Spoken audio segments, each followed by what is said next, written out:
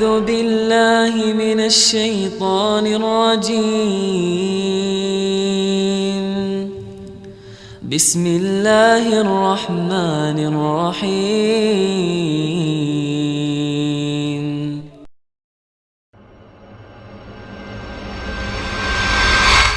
Wa yuqimunas shalah, dia orang yang mendirikan salat.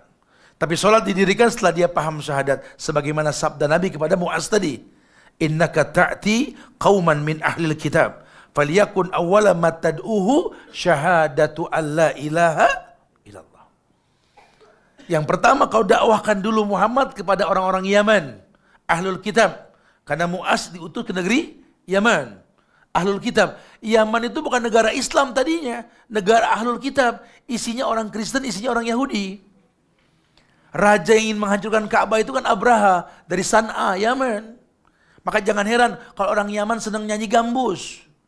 Orang Nasrani bernyanyi, mereka bernyanyi. Jangan kau katakan musik Islami, tidak ada musik Islami. Rasul diutus ke tengah-tengah masyarakat yang senang syair, senang bernyanyi. Di dinding Ka'bah itu banyak musik, banyak syair dulu. Datang Quran menghapus itu semua. Maka kalau ada orang cakap sekarang bila ada musik Islami, innalillah. Padahal sahabat Nabi yang suaranya bagus banyak. Siapa? Mus'ab bin Umair, bagus suaranya. Abdurrahman bin Auf, bagus. Abu Musa al-Asy'ari, kata Nabi, min mazamiri ali Daud, seperti keluarga Daud. Daud kalau sudah bernyanyi, burung pun enggan berkicau, indah suaranya. Abu Musa sama. Abu Hurairah, indah suaranya. Tapi tidak pernah dia sampaikan hadis pakai musik. Qala Rasul, tidak ada gitu. Padahal musik gambus sudah ada zaman Rasul. Yaman sudah sampai itu musik, bukan tidak. Masya Allah. Jadi kita perlu paham. Yang pertama dilakukan syahadat. Sudah syahadat? Lah, dia baru sampaikan a'limhum. Ij'alhum aliman bil ilmi, sampaikan ilmunya. Bi'anallahu taradu alaihim khamsus salawat. Baru bicara ilmu. Ajarkan ilmu, Allah wajibkan sholat. Ilmu yang dikedepankan. Maka kata Syekh Albani, satu rakaat dalam sifat sholat Nabi disaksikan 735 hadis yang sahih. Kebayang tidak? Antum berdiri menghadap kiblat, takbiratul ikhram dalam niat antum Allahu Akbar, ya demi Allah, sampai ruku, i'tidal, sujud, iftirash, sujud, naik lagi, satu rakaat disaksikan 730 hadis lebih yang sahih. Makanya kalau kita nggak buka ini sayang. Sementara apa? Awwalu ma yuhassabu min ummati as-shalah. Yang pertama dihisab itu salat. Bahkan al-ahdu bainana wa baina syirik wal kufur tarkus shalah. Yang membedakan kita dengan orang kafir musyrik salat. Ini sahabat nggak ada yang takut perang dulu, kenapa? Karena ngukurnya dengan salat. Antum tahu hikayat tentang Khalid bin Walid yang dicopot dari jenderal jadi prajurit biasa.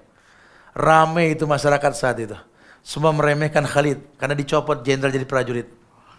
Kata Khalid dalam bahasa kita begini, jangan kau remehkan aku, harusnya kau tanya. Dulu aku jadi jenderal tidak pernah kalah perang. Sekarang aku jadi manusia biasa seperti kalian. Tanya. Jadi jenderal susah ditanya kan? Sekarang manusia biasa. Tanyalah, kenapa Khalid nggak pernah kalah perang? Sahabat tanya, kenapa? Kata Khalid begini, ini penting kalian tahu. Dulu aku berperang melawan musuh-musuh Islam. Aku ingat sabda Nabi yang mengatakan beda kita dengan orang kafir musyrik salat. Dan orang yang salat dengan orang yang tidak salat seperti mayit dengan orang hidup. Ayat mengatakan kam min fi'atin qalilatin ghalabat fi'atan katsira biiznillah. Kelompok kecil mengalahkan kelompok besar, izin Allah. Maka saya berkata kepada pasukanku yang sedikit, musuhku yang banyak, wahai pasukanku, hancurkan mayit-mayit tersebut. Hancurkan mayit tersebut. Sekarang kita bergelantungan di pundak-pundak mayit, minta tolong bantuan buat dana, betul? Tolonglah, bangunlah negeri kami, wahai mayit-mayit, betul? Dengan cara konvensional, dengan cara riba. Adakah keberkahan dengan sesuatu yang diharamkan sama Allah? Kita kerdil. Kita tidak seperti orang-orang pendahulu kita dulu. Saya suka katakan kalau di Indonesia, bambu runcing bisa mengusir penjajah. Sekarang senjata canggih manggil penjajah. Innalillah. Karena kita nggak melihat mereka yang terdahulu. Masya Allah.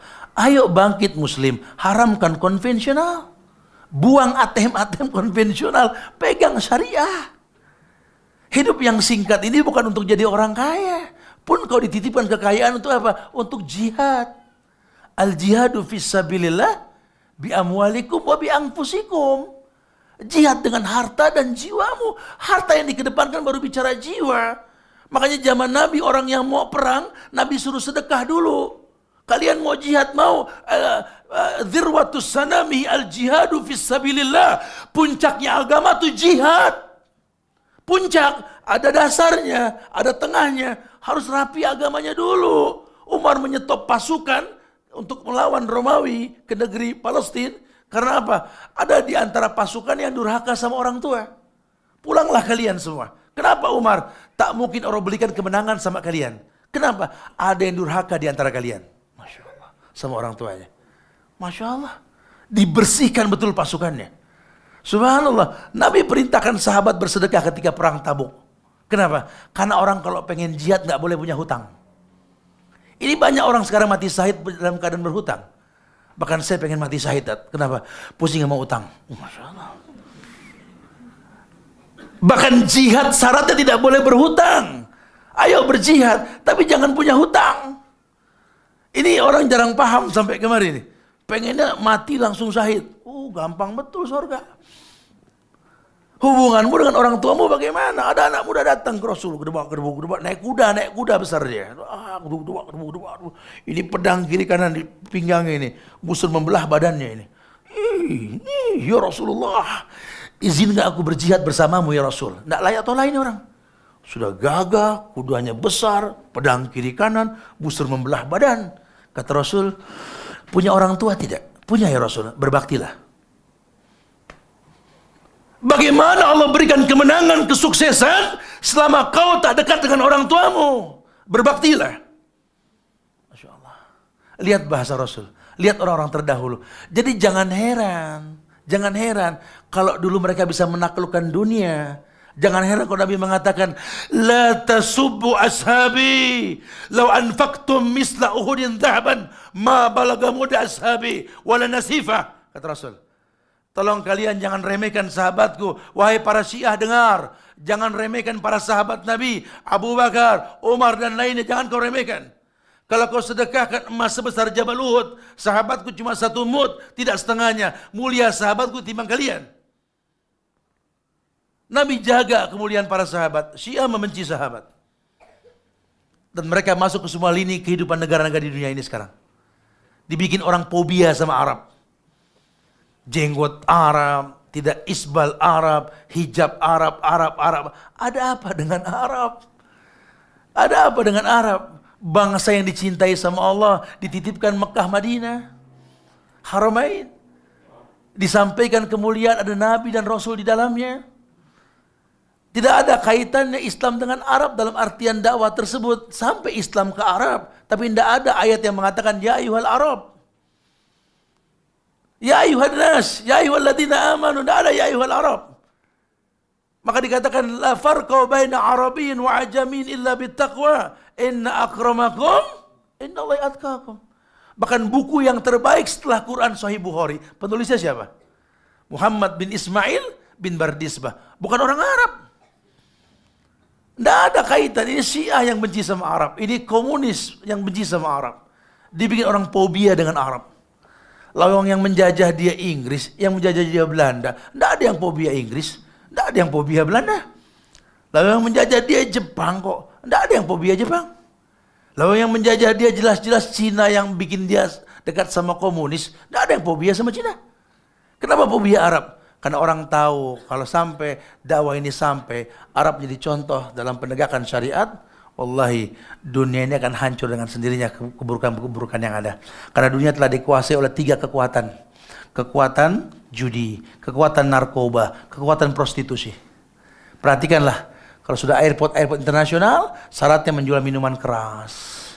Syaratnya menjual hal-hal yang bersifat narkoba, rokok dan lain sebagainya.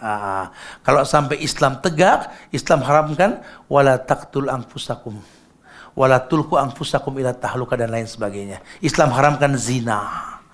Islam haramkan prostitusi, Islam haramkan narkoba, Islam haramkan maisir, bertentangan sama mereka. Maka mereka akan hancur dengan sendirinya. Tapi khalaslah, kita harus menegakkan syariat. Fi ayyi ardin tata fa anta mas'ulun an islamiha. Tayyib.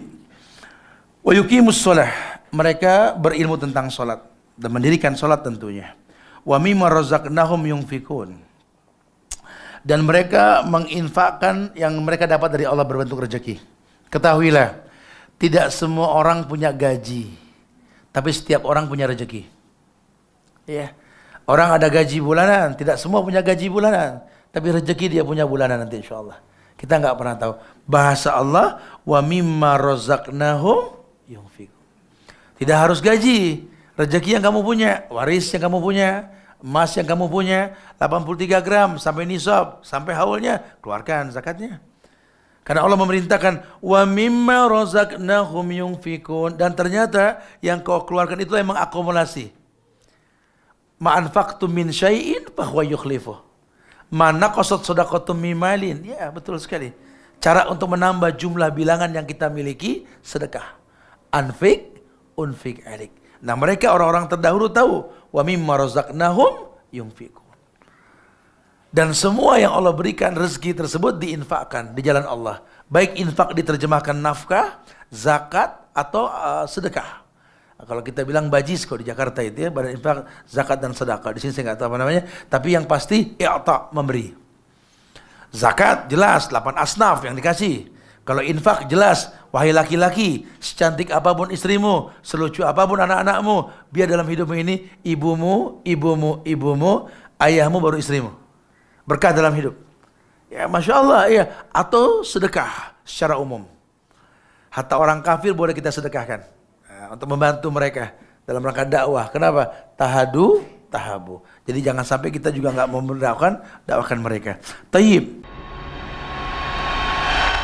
أعوذ بالله من الشيطان الرجيم